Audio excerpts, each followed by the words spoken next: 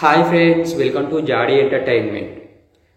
ఈ నెల 28 తారీఖు నుంచి జనవరి 6 తారీఖు వరకు కాంగ్రెస్ ప్రభుత్వం చెప్పినటువంటి 6 గ్యారంటీలను అమలు చేయడానికి దరఖాస్తులను స్వీకరిస్తాము. ఇది ప్రజాపాలన సమయం అని చెప్పేసి సీఎం రేవంత్ రెడ్డి గారు చెప్పడం జరిగింది. అయితే అంత బాగానే ఉంది, కానీ వీటన్నింటికి కలిపి ఒక కండిషన్ పెట్టడం జరిగింది. ఆ కండిషన్ ఏంటి అంటే, ఈ 6 గ్యారంటీలకు అర్హులు కావాలి అంటే ఖచ్చితంగా రేషన్ కార్డు ఉండాలి అని చెప్పేసి ఒక నిబంధనను పెట్టడం జరిగింది. అంటే రేషన్ కార్డు ఉంటేనే ఈ 6 స్కీమ్లకు అర్హులైతారు, వాటి యొక్క లబ్ధి పొందుతారు.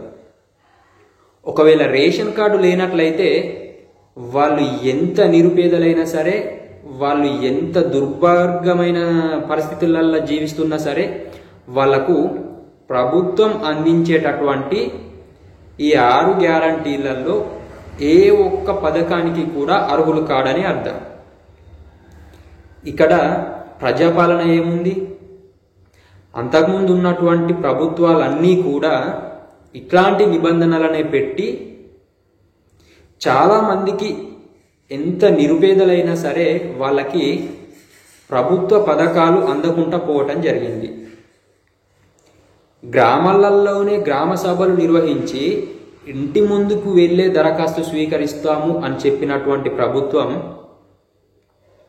రేషన్ కార్డు నిబంధనను ఎందుకు పెట్టింది? రేషన్ కార్డు నిబంధన ఉన్నట్లయితే ఎంతో మంది నిరుపేదలైనా సరే వాళ్ళకి రేషన్ కార్డు లేకుండా ఉన్న వాళ్ళు చాలా మంది ఉండటం జరిగింది. ఇంటికి వెళ్ళే దరఖాస్తు స్వీకరించేటటువంటి పరిస్థితిని తీసుకొచ్చినటువంటి ప్రభుత్వం ఇంటికి వెళ్ళిన తర్వాత ఆ కుటుంబం యొక్క పరిస్థితి ఏంటి అనేది అధికారులకు కళ్ళకు కట్టినట్టుగా తెలియటం జరుగుతుంది. అట్లాంటప్పుడు ఈ రేషన్ కార్డు నిబంధన అనేది పెట్టవలసినటువంటి అవసరం ఏముంది? దీనివల్ల నిరుపేదలు ఇంకా నిరుపేదలుగానే ఉంటున్నారు. వాళ్లకు ప్రభుత్వం నుంచి అందాల్సినటువంటి సహాయం అయితే ఇప్పటి వరకు కూడా వాళ్ళకు అందటమే లేదు. కాబట్టి ఈ ఖచ్చితమైనటువంటి రేషన్ కార్డు నిబంధన ఏదైతే ఉందో, ఈ రేషన్ కార్డు నిబంధనను తీసివేసి మీరు ఇంటి వద్దకే వెళ్ళి రేషన్ కార్డు ఉన్నా సరే లేకున్నా సరే ఆ కుటుంబం యొక్క పరిస్థితి ఏ విధంగా ఉంది, ఆ కుటుంబం పేద కుటుంబమా లేకపోతే ధనిక కుటుంబమా, ఆ కుటుంబం మీరు అందించేటటువంటి పథకాలకు స్కీమ్లకు అర్హుల కాదా అనేది మీరు నేరుగా ఇంటికి వెళ్ళి ఆ కుటుంబం పరిస్థితిని చెక్ చేసి మీరు ఈ యొక్క స్కీములు వాళ్ళకు అందింప చేసినట్లు ఉంటే అది ప్రజా పరిపాలన అవుతుంది. అంతేకాని పాత ప్రభుత్వాలకు మీ ప్రభుత్వానికి తేడా లేకుండానే మీరు కూడా ఇట్లాంటి కఠినమైన నిబంధనలు పెట్టినట్లయితే ఈ యొక్క లబ్ధి అనేది, ఈ యొక్క స్కీములు అనేది అసలైన నిరుపేదలకు ఇంకా కూడా అందకుండానే పోతున్నాయి.